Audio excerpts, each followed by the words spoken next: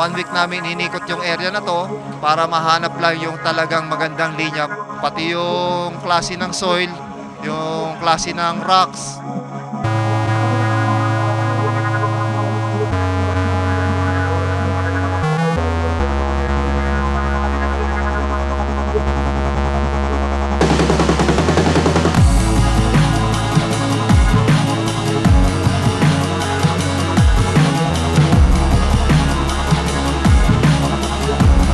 Hard race, and the track is so many drop, so many rock.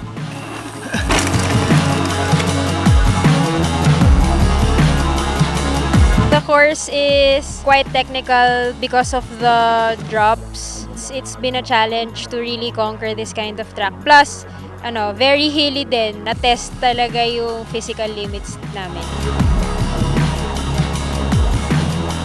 Yung mga nananalo dito ay pwedeng maglaro internationally. So, kailangan itaas natin yung level ng racing. So, hindi siya madaling racetrack, dapat challenging, dapat kompleto siya sa standards ng UCI.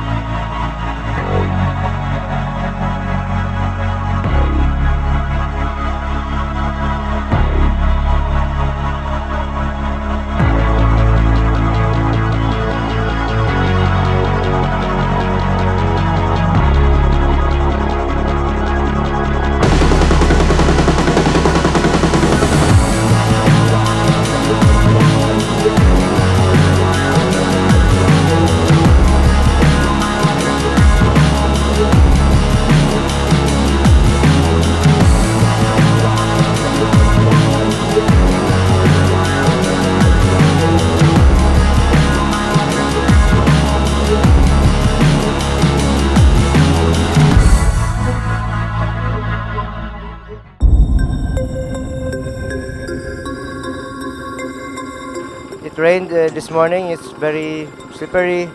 Mahirap kasi iba yung traction ng gulong, tapos iba rin yung lines. Nag-control ka pa rin, pero yung alalay ka na lang. Hindi pwedeng kontrahin mo yung bike kasi konting mo lang, preno, wala ka na kaagad sa linya. Sa sobrang tulas.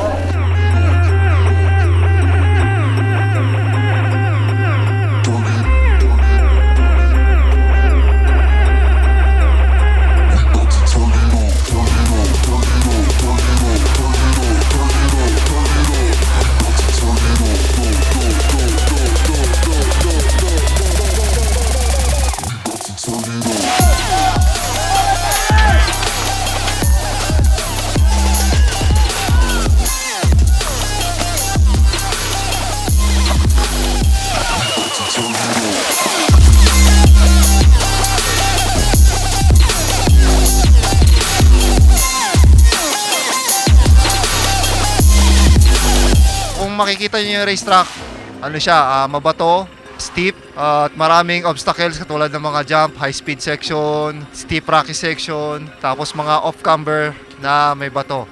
Plus, yung weather condition nagdagdag din dahil since pumasok na tayo ng rainy season, medyo nasa mabasa na siya. Mahirap na siya tapos basa pa. So dito talaga makikita mo na mag-up yung level ng riding. Kumaga sa exam, hindi ka binigyan ng madali. Binigyan ka ng mahirap na test. Pag naipasa mo yun, ibig sabihin mas mataas na yung level mo.